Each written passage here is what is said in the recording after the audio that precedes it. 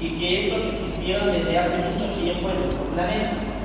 Y con el paso del tiempo fueron los microorganismos desarrollando habilidades, fueron desarrollando otras actividades, y de alguna forma actualmente tanto esas habilidades como fragilidades influyen en la salud y en el bienestar del ser humano. ¿Por qué influyen en la salud? Porque nos causan enfermedades. ¿Y por qué influyen en el bienestar? Porque no todas las bacterias son malas.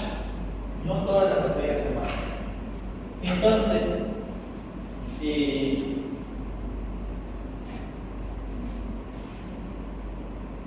cuenta la historia que desde hace mucho tiempo ya existían los microorganismos. Microorganismo, ¿qué quiere significar? Micro significa pequeño. Organismo que tiene vida. Entonces los microorganismos son esos seres pequeños. Y la microbiología es el estudio de esos microorganismos.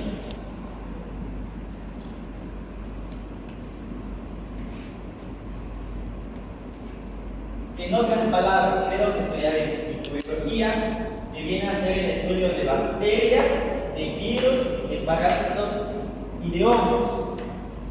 Esto de aquí se lleva en la materia de bacterias y esto se lleva en la materia de parásitos. ¿Okay? ¿Por qué es importante saberlo? Porque no es lo mismo una bacteria que un virus y no es lo mismo un parásito que un hongo. Eso tienen que entender. Las bacterias también se llaman células procariotas. Ya vamos a ver una célula procariota. Los parásitos y los hongos también se llaman células eucariotas. Y los virus no son ni células procariotas ni células eucariotas. Son, entre comillas, se llaman parásitos intracelulares estrictos. Ya vamos a ver por qué se llama así. Entonces, si yo digo que una célula procariota es una bacteria como mí, ¿ya? Y si yo digo que una célula procariota viene a ser un parásito o un hongo, también viene a ser lo mismo. Por ejemplo, nosotros tenemos células. Y yo les pregunto, ¿las células son procariotas o eucariotas? Eucariotas. Eucariotas. Ya vamos a ver por qué.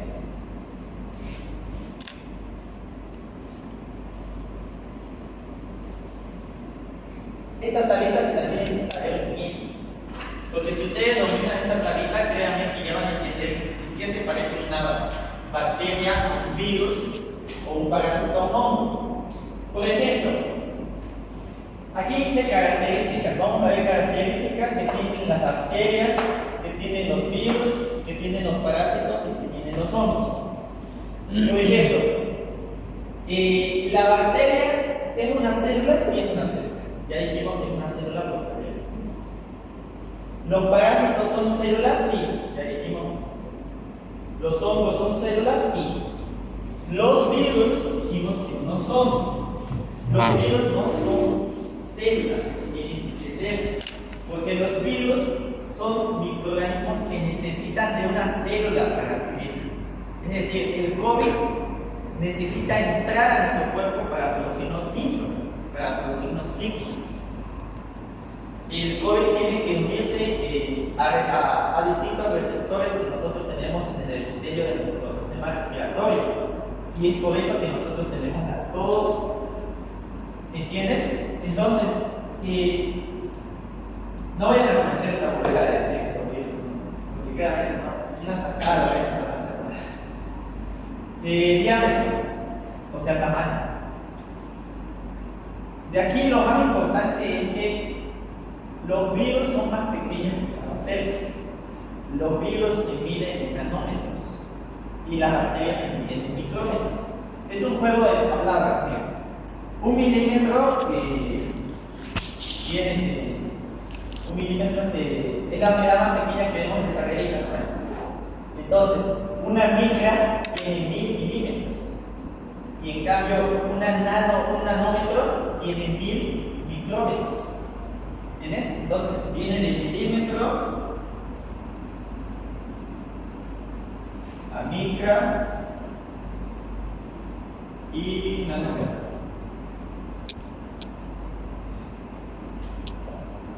Entonces los virus se miden en nanómetros, son pequeñitos.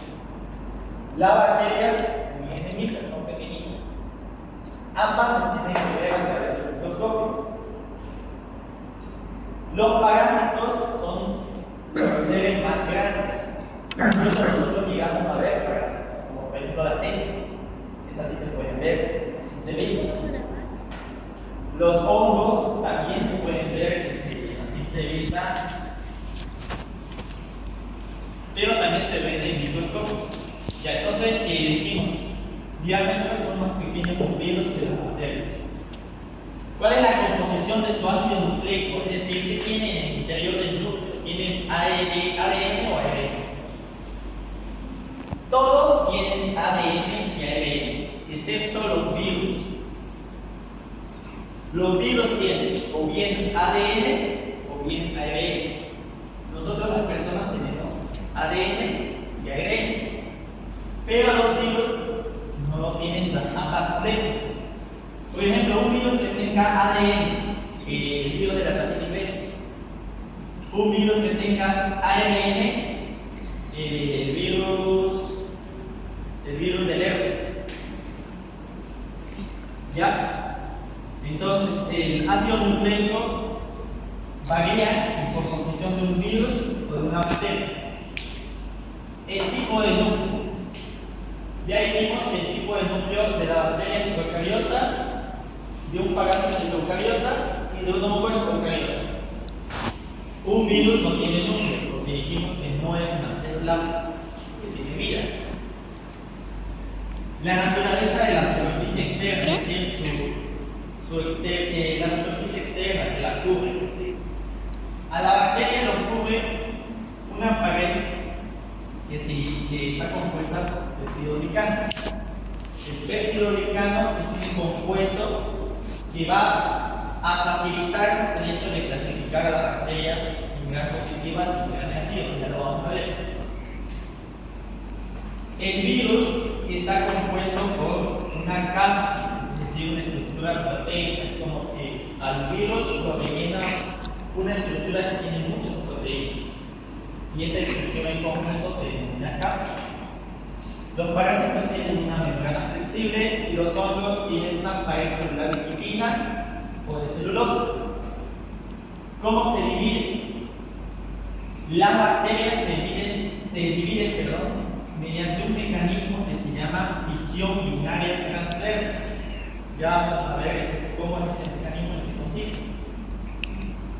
Los virus dijimos que son parásitos intracelulares obligados, necesitan una célula para seguir viviendo, para seguir reproduciéndose. Los parásitos tienen ciclos complejos, los hongos tienen mitosis, nosotros también tenemos mitosis, así que quédense con este concepto de que las bacterias se dividen por medio de fisión binaria transversa. Hasta aquí todo claro. Si tienen dudas, por ejemplo, aquí hay una célula eucariota.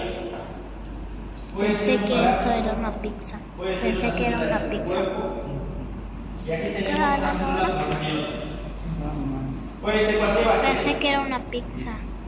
Y aquí tenemos las diferencias entre una célula procariota y una célula eucariota. Dijimos, por ejemplo, una célula procariota no posee membrana nuclear, es decir, una bacteria no posee membrana. El núcleo de la bacteria está dispuesto, no tiene límites, está enrollado a lo largo del cuerpo de la bacteria. Si la bacteria es redondita, el núcleo, digamos, por así decirlo, el núcleo, al no poseer membrana nuclear, está en el medio. Si la bacteria es larguita, el núcleo tiene disposición larga. En cambio, la célula eucariota sí posee membrana nuclear. Esta es una pregunta que hay que hacer cualquier docente de bacteria de la célula, así como por ejemplo, dígame diferencia entre células procariota y la célula procariota no posee membrana nuclear. Una célula procariota o una bacteria, si quieren también llamarla, no tiene organelos citoplasmáticos, es decir, sus mitocondrias, sus ribosomas, aparato de Golgi, no tiene esas estructuras. Solamente tiene ribosomas y incluso citoplasma. En cambio, una célula eucariota sí contiene organelos citoplasmáticos. Nuestras células, la célula eucariota sí contiene organelos citoplasmáticos. Ya dijimos, la pared celular de una célula procariota de una bacteria es una capa rígida de péptido glicano. En cambio, de una célula eucariota no tiene péptido glicano y tiene celulosa quitina. Presencia de ribosomas. ¿Hay ribosomas en la célula procariota? Sí hay, porque ya les había dicho que esa estructura sí hay. En la célula procariota sí hay ribosomas. Hay ribosomas sueltos y hay ribosomas en el retículo endoplasmático rugoso. La división. La célula procariota se divide por medio de fisión binaria transversa. En cambio, la célula eucariota se divide mediante mitosis. El tamaño. La célula procariota es más pequeña, aproximadamente 0.2 a 10 micrómetros. En cambio, la célula eucariota mayor a 6 a 7 micrómetros. Entonces, aquí tienen altísima diferencia, o se le llegan a preguntar diferencias entre células procariota y eucariota. ¿Ya?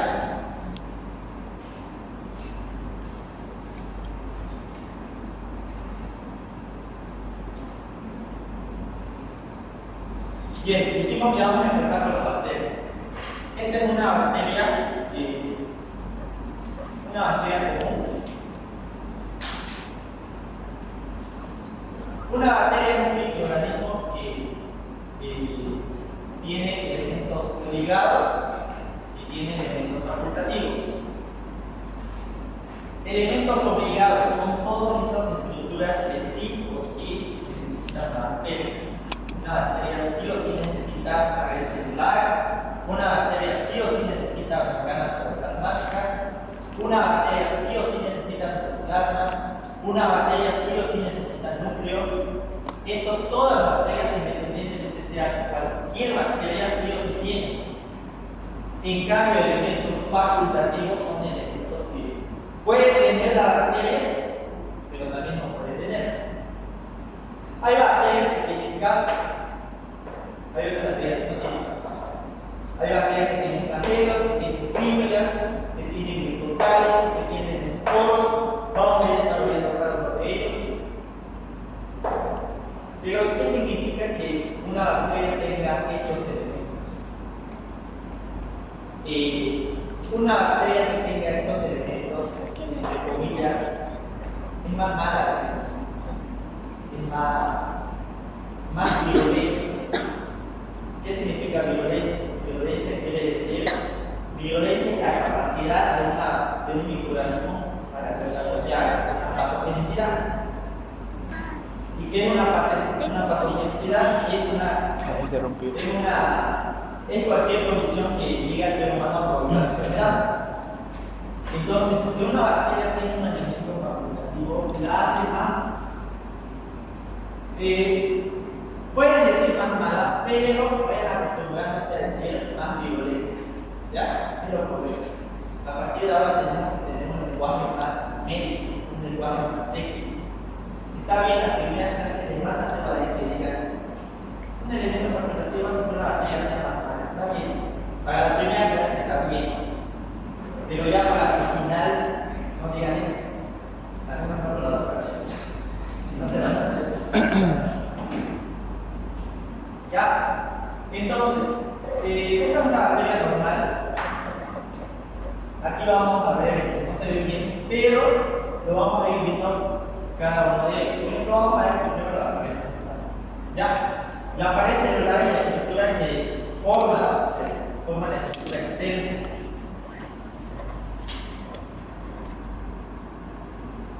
Y por así decirlo, la pared celular llegaría a ser. Y la cápsula esta tiene. Vamos a ver.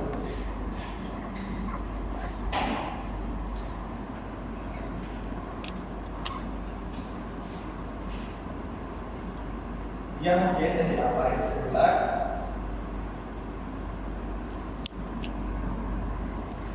Y dentro está la membrana citoplasmática.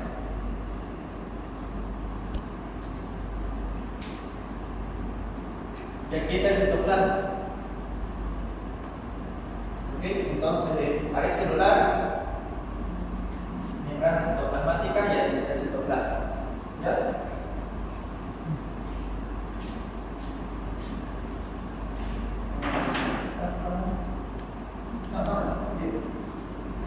La pared celular. ¿Cómo se llamaba el compuesto que tenía la pared celular? Peptidoglicano. Ya les había dicho que el peptidoglicano hace que una bacteria sea o gram positiva o gram negativa. Esto viene a partir de un científico que se llamaba Christian Gram. Él vio que algunas bacterias tienen una capa delgadita de peptidoglicano, chiquitita. Entonces vio que ese peptidoglicano al teñirlo no agarraba mucho colorante, por así decirlo, porque era pequeño, o sea, no era pequeña la cantidad, no agarraba colorante, entonces no se teñía bien.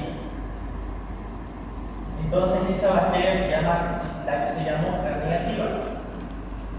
Vean la cantidad de peptidoglicano que tiene la gram positiva, es una gran cantidad. Entonces tengan en cuenta que una bacteria gram negativa tiene una capa delgada de peptidoglicano. En cambio, la gram positiva tiene una capa gruesa. ¿Ok? Por ejemplo, para realizar la tinción, y ya vamos a ver acá. Miren, aquí quiero. Vamos a tener una clase aparte de tinción, pero quiero que tengan en cuenta. Las bacterias gram positivas tienen un color que se llama azul violeta. En cambio, una gram negativa tiene un color que se llama rojo fucsia.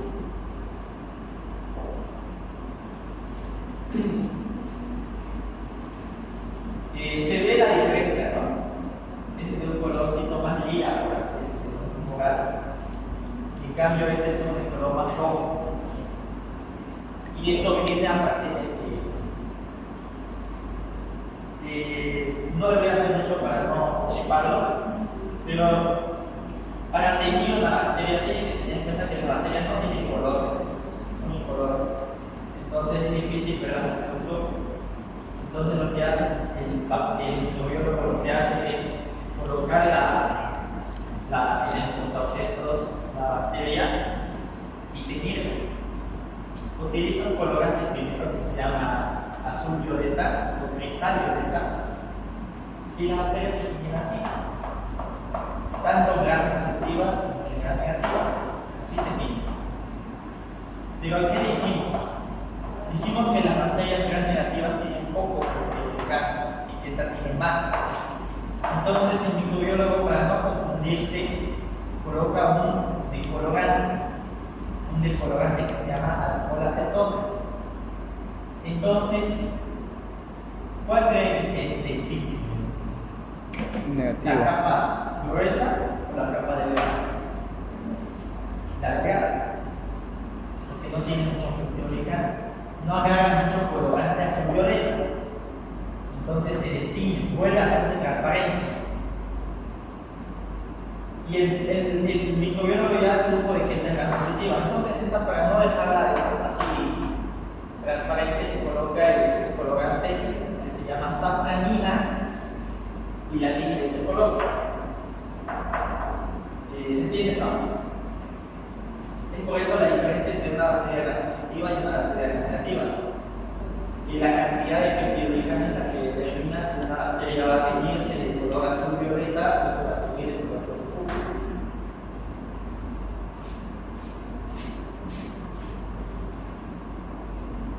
Por eso es que las gram negativas tienen poca cantidad de peptidoglicano y la gram positiva tiene mucha cantidad de peptidoglicano. Porque esta no agarra mucho colorante al desteñirse y esta sí agarra mucho colorante.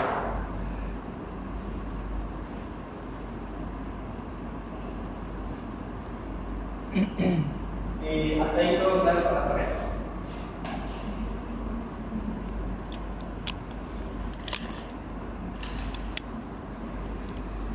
Luego viene la segunda estructura que se llama membrana citoplasmática.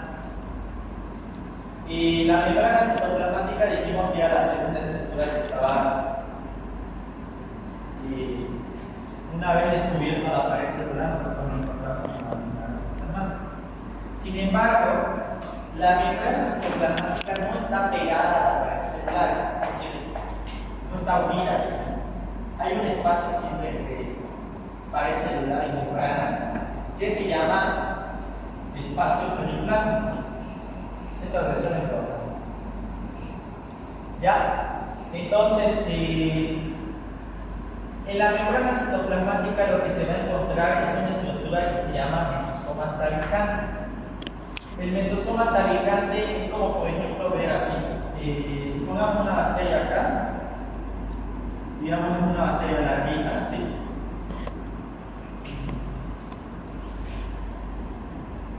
Digamos una bacteria larguita. Esta bacteria de alguna forma necesita dividirse. Entonces lo que va a hacer es que su membrana citoplasmática va a empezar a invaginarse, a introducirse en el citoplasma y va a formar como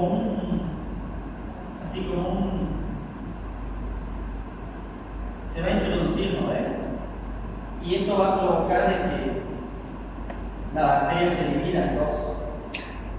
Entonces, el mesosoma tabicante es esa estructura, esa imaginación de la membrana citoplasmática y del citoplasma para que la célula se pueda dividir, para que la célula bacteriana se pueda dividir. ¿Por qué mecanismo? Pues son mecanismos.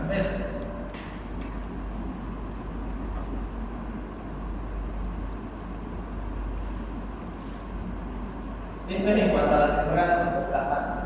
No está pegada a la pared celular, se encuentra en el espacio periplásmico y en la membrana citoplasmática encontramos los mesosomas tabicantes. En el caso de una bacteria se llega a dividir, que es el producto de la imaginación de la membrana del citoplasma.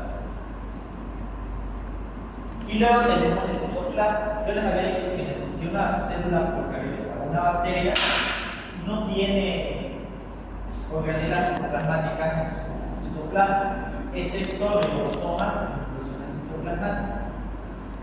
Los ribosomas son estructuras encargadas de la síntesis de proteínas. Esta es una pregunta de examen. ¿Cuál es el organelo de la célula procariota o de la bacteria que se encarga de la síntesis de proteínas de una línea de coproducción? Este es el ribosoma. ¿Ya? Me lo preguntaron en mi año, el año pasado la doctora la preguntaron, no dudo que estén en la pregunta. Inclusiones citoplasmáticas son estos pequeños espacios, o sea, esos pequeños organismos, aquí vemos ribosomas. Hay otras estructuras aparte que se llaman inclusiones citoplasmáticas y que sirven para el almacenamiento de productos energéticos, o sea, productos que la bacteria produce. Porque la bacteria, ser una célula, también genera ATP.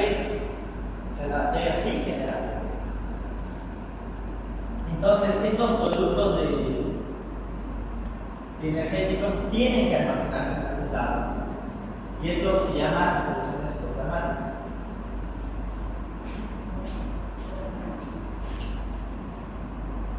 Y por último, tenemos el núcleo. Ya dijimos que las bacterias no poseen membrana nuclear. Eso se lo tienen que saber, vuelvo a repetir. Entonces, el núcleo de una célula bacteriana, de una célula procariota, está distribuido en todo el citoplasma de la bacteria. Y ese núcleo adopta el nombre de cromosoma bacteriano. El material, o sea, es como que tengo la bacteria acá y el núcleo resulta que está así, está enrollado. Está enrollado. Gracias a que está enrollado, porque está en una estructura larga, muy extensa. Gracias a una enzima que se llama topoisomerasa, es una condensa. El material consiste en un ADN enrollado gracias a una enzima que se llama topoisomerasa, que enrolla el material genético, porque el núcleo contiene el cromosoma bacteriano, que es material genético, y que ese material está enrollado gracias a esa enzima topoisomerasa. Es un material ADN. El ADN tiene bases púricas y bases pirimidínicas. La base púrica, ¿cuál es?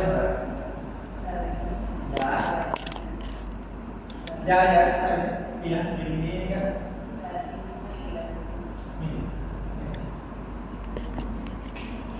El material, hay material cromosómico, o sea, material genético, que se encuentra fuera del núcleo. Ese material tiene un nombre que se llama plásmidos.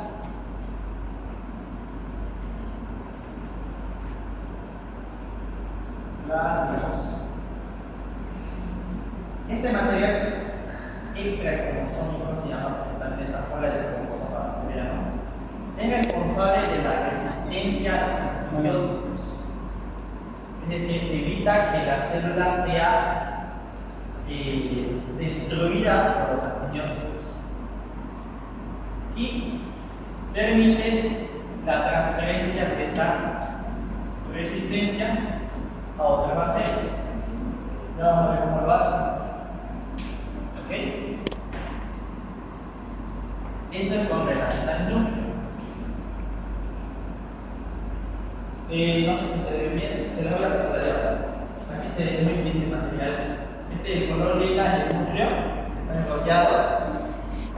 Y vemos un material aparte que está aislado del núcleo, y eso se denomina plásmidos.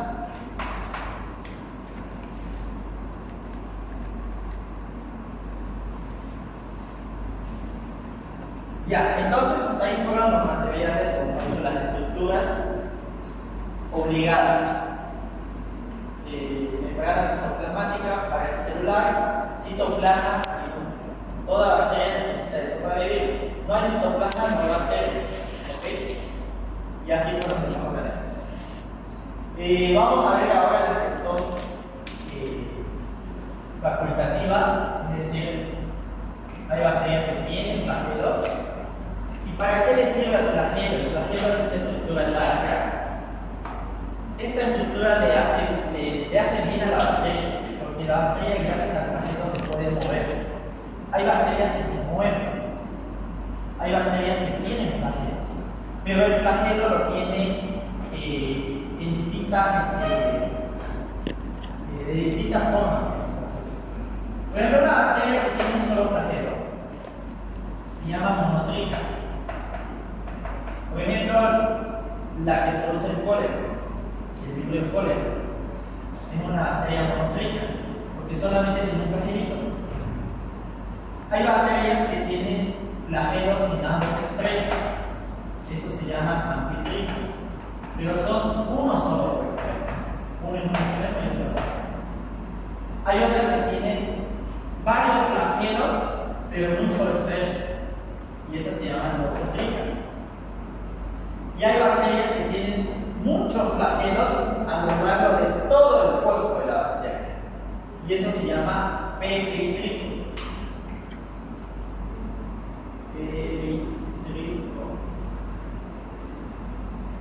Y hay bacterias que no tienen flagelos, y esas se llaman atricas. Entonces, una bacteria que es peritrica tiene más movilidad que una bacteria que es monotrica, porque tiene muchos flagelos. Sin los flagelos, la bacteria no se mueve, sería una bacteria estática. Y luego tenemos las filias. Las filias son como estos pelitos que vemos acá.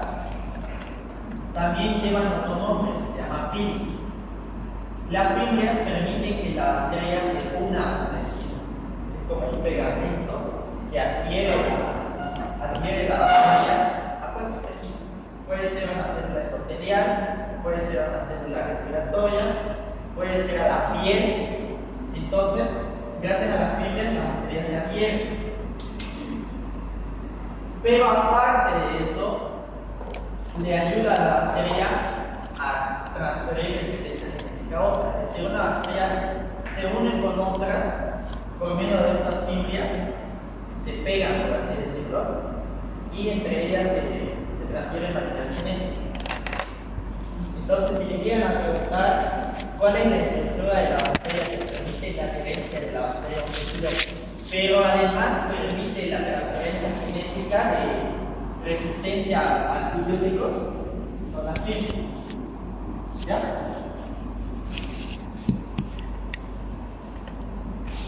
Y luego tenemos la cápsula y el glicocáliz. La cápsula es como una estructura que rodea a la bacteria. Aparte de la pared celular, hay otra estructura que la rodea. Es como que una protección más que tiene. Y por ejemplo, esta es una bacteria, no sé si se logra ver bien, este es el contorno. Y esto que vemos aquí en la cápsula. Entonces, una bacteria que tiene una cápsula es más virulenta, es más mala, porque la cápsula evita que la bacteria sea fagocitada. ¿Qué célula fagocita? Macrófago. Muy bien. Entonces, un macrófago que encuentre una célula bacteriana que tiene cápsula, no la va a poder fagocitar, porque va a tener una cápsula resistente y va a necesitar el macrófago de otras formas para poder destruirlo.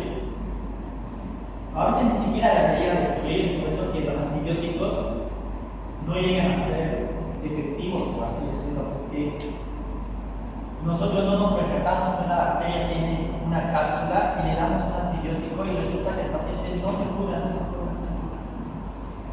cura porque no sabemos cuál es la resistencia que tiene la bacteria. Les doy un ejemplo. Una bacteria que tiene una cápsula es la típica bacteria que produce neumonía, Streptococcus pneumoniae. Esta bacteria tiene cápsula. Y esta bacteria, a una persona que tiene Streptococcus pneumoniae sí le puede dar penicilina. Pero, ¿ustedes creen que si se le da penicilina a la bacteria, si se le da mucha penicilina, la bacteria va a desarrollar resistencia? A tal punto que, si seguimos administrando penicilina, puede ser que se produzca, pero puede ser que la bacteria desarrolle resistencia. ¿Por qué? Porque tiene cápsula. ¿Qué hay que hacer en ese caso? Buscar otro antibiótico. Ya vamos a ver la familia de antibióticos. Luego tenemos el glicocáliz. El glicocáliz, al igual que las fibras, permite la adherencia de la bacteria, pero solo en esa función, no permite la transferencia genética. Entonces, el glicocáliz sí permite adherencia. Son como estos de corona gallina. Son como estas ramitas. Aquí vemos, ¿qué tiene ese paciente?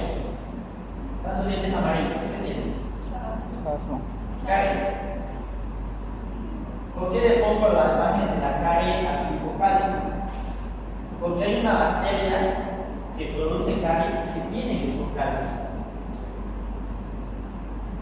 Esta bacteria se la saben de memoria los dentistas. Es un Streptococcus mutans. Un Streptococcus mutans. El Streptococcus mutans tiene glicocáliz. Y al tener glicocáliz, ¿cuál es la función de la glicocáliz? Adherirse. Permite que la bacteria se adhiera. ¿A dónde? Al esmalte de los dientes. Entonces la bacteria, por más que uno se cepille, no se va a ir de la cavidad bucal. Entonces ya les di dos ejemplos. El Pneumonia, que tiene cápsula, y el Mumps, que tiene microcaras. Se los pongo por ejemplos porque les suelen preguntar qué bacteria tiene microcaras, cuál tiene cápsula. Y luego vamos con los esporos. El esporo es como la forma de resistencia de la bacteria. Una bacteria se presenta en la vida de dos formas. Una forma vegetativa y una forma de esporo, por así decirlo, esporo. Por ejemplo, una forma vegetativa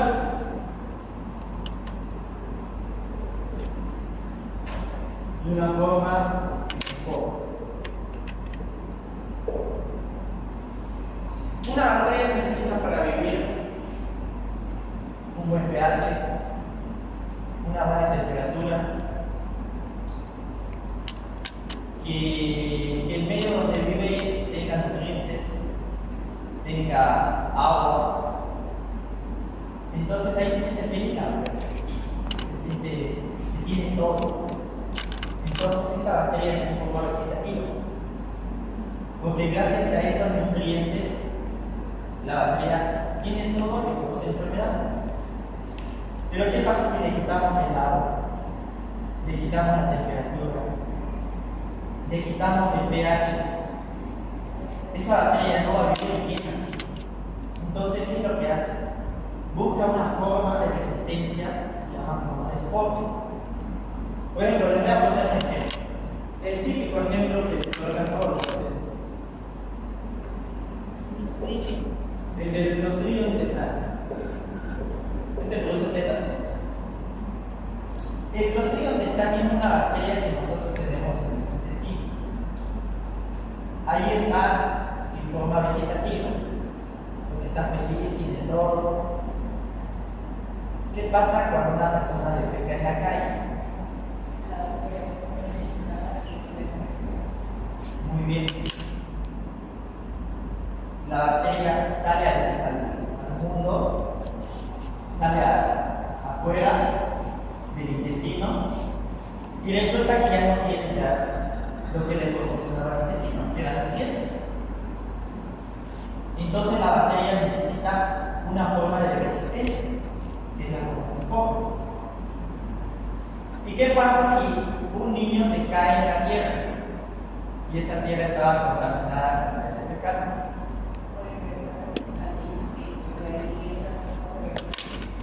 Por ejemplo, niños es una herida. El tétano se produce por vía cutánea, no se produce por vía digestiva. La única forma en la cual se transmite el tétano es por una herida. ¿Ya? No se vayan a confundir, solo por una herida. Entonces el niño se cayó, se raspó la mano, se abrieron los tejidos y la bacteria que estaba esporulada y quedó ahí. De cualquier forma, hace contacto nuevamente con el intestino, porque nuestro cuerpo es tan grande que tiene vasos sanguíneos. Los vasos sanguíneos se interconectan entre ellos, vuelve al intestino. Entonces la bacteria vuelve a la forma vegetativa. Entonces, de aquí vienen dos conceptos importantes: la esporulación y la germinación. La esporulación es el cambio de la bacteria de la forma vegetativa a la forma de resistencia, hacia la forma de esporo. Y la germinación es el cambio al revés, de la resistencia a la vegetativa. ¿Ok? Y si les pido un ejemplo, dicen el ejemplo de tétanos. Ejemplo del Clostridium tetani. Y aquí una esquemita. No se lo tiene que aprender de memoria. Suficiente con lo que les digo. Que tienen que saber qué es población y qué es germinación. Y hasta ahí los elementos. ¿Tiene dudas?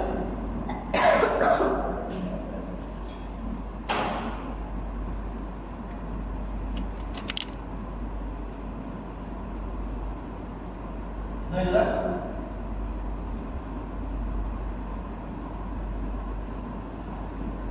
Ok. Morfología bacteriana. ¿Qué es morfología? Forma, ¿eh? ¿Cómo se encuentran las bacterias? ¿Bajo qué formas? Las bacterias se encuentran bajo tres formas. Una forma cocos, bacilos y espiritos. El coco tiene forma redondeada, el bacilo tiene forma alargada y el espirito tiene forma de espiral. Eso está bien para la primera clase. Pero ya después cuando te pregunten forma, la bacteria tiene que decir coco, bacilo, espirito, redondito, larguito.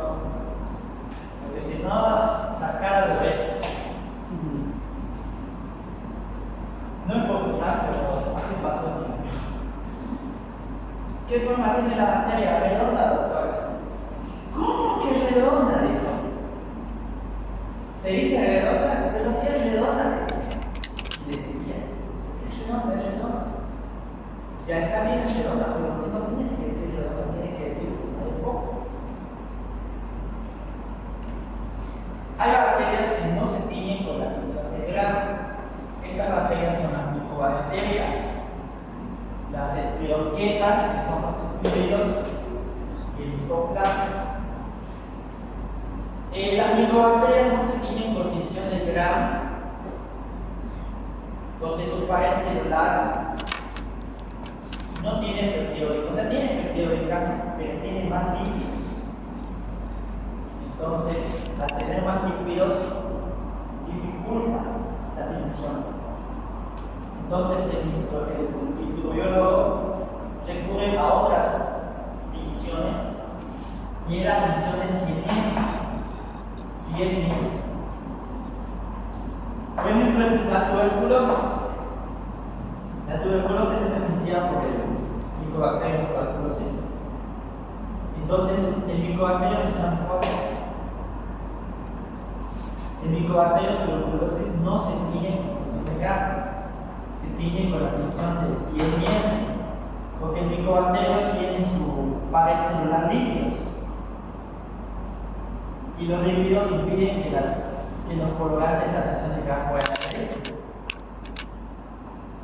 En el caso de las espiroquetas, su pared celular es muy delgada. Entonces, al ser muy delgada, no se puede teñir. Un ejemplo de una espiroqueta, el treponema pálido, que produce la sífilis. Entonces, al ser muy delgada la pared de la espiroqueta del espirilo, el microscopio óptico no lo puede ver. Entonces, ahí el microbiólogo recurre a otro microscopio que se llama microscopio electrónico. Y es por eso que no vamos a ver tinciones de treponema pálido. O sea, una persona tiene sífilis, no le vamos a hacer esta tinción. O sea, sería hacerle gastar plata en al paciente. Necesitamos pedirle otros reproductivos, por así decirlo, otras formas de diagnóstico que es por medio del microscopio electrónico, que son muy delgadas, no se pueden observar con el microscopio óptico, solo con el microscopio electrónico. Y el microscopio electrónico nos permite ver imágenes así, un poco más sofisticadas. En cambio, el micoplasma no tiene pared celular. No tiene pared celular. Por ejemplo, el Mycoplasma pneumoniae. El Mycoplasma pneumoniae es una bacteria que produce neumonía. Pero es una neumonía atípica, porque el paciente no presenta los síntomas típicos de la neumonía, ya lo vamos a ver. Y dijimos que para el Streptococcus pneumoniae el doctor receta antibióticos como penicilina. ¿Será que ese mismo antibiótico le hace bien al micoplasma? No le hace bien. Porque el micoplasma no tiene partículas. Y entonces, cuando veamos antibióticos, van a entender bien por qué el micoplasma no puede reaccionar con una penicilina. Porque la penicilina tiene un mecanismo de acción que no puede trabajar con el micoplasma. Ya, eso vamos a ver más adelante. Pero morfología de las bacterias, tenemos cocos, bacilos, espirindos. Hay bacterias que no se tiñen con la tinción de Gram, como las micobacterias, las espiroquetas, el micoplasma. Entonces, con tinción de Gram vamos a ver cocos y bacilos, nada más. No vamos a ver libros. Y ahí viene, esta es una clasificación con los cocos, bacilos, cocos. Por ejemplo, el coco tiene forma de rondita. Cuando dos cocos se unen, decimos que son diplococos. Por ejemplo, este tiene forma de cadenilla. Entonces se llama streptococo. Y forma de racimo de uvas. Estafilococo. Esta es una saxina, es decir, 8 puntas, 8 poquitos, y una piedra, que es 4.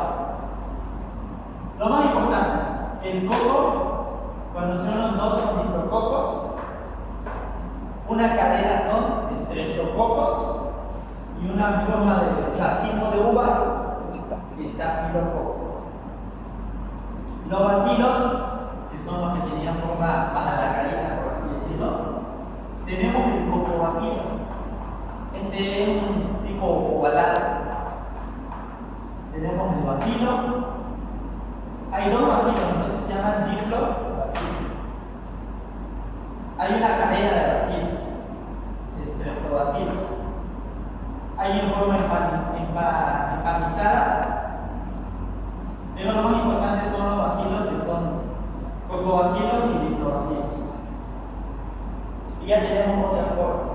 Aquí está, creo, la espiroqueta. Hay algunos que tienen forma de gomita, como por ejemplo la bacteria de polen. Y de ahí viene la clasificación de las bacterias. Según la división de Gram, por esto me gusta. Porque vean, dice clasificación de bacterias según la división de Gram. Bacterias Gram positivas y Gram negativas. Gram positivas tenemos cocos y bacilos. No tenemos espiroqueta, que no se tiñen con la división de Gram. Entonces tenemos cocos y bacilos. Aquí están todos los positivos, cocos Gram positivos, bacilos Gram positivos. Cocos Gram negativos, bacilos Gram negativos. Y los cocos Gram positivos tenemos estafilococos, forma de que tenían de uva, racimo de uva. Y los estreptococos, forma de cadena. Y así tenemos otras bacterias. No se ve muy bien el cuadro, pero quédense con esa clasificación. Aquí están todos los géneros y los tipos de bacterias bien igual. Bacterias Gram positivas y Gram negativas. Cocos bacilos positivos, cocos y bacilos negativos. Aquí esta clasificación me incluye también a los que no tienen pared, a los micoplasmas. Y también tiene a las espiroquetas, que se llaman paléolas. ¿Ya? Eso es lo que me gusta de esta clasificación, que tiene también a las micoplasmas y a las espiroquetas. Pero la que va a llevar a la doctora, en este caso la doctora Cheque, es esta. Esta tablita se las vamos a mostrar cada clase. Porque van a llevar, por ejemplo, hoy día van a llevar esto y les vamos a mostrar esto. El género Staphylococcus Otro día van a llevar el estreptococcus y le vamos a mostrar. Y cada día que va consultando va a decir, hoy día avanzamos el estreptococcus y vamos a resultar. Déjame ver, sí o sí lo van a ver. Es lo mismo, hay gram positivo y gram negativo, hay pocos positivos, bacilos gram positivos, pocos gram negativos y bacilos gram negativos. Y aquí está toda la bacteria que van a llevar este año. Estas sí son todas.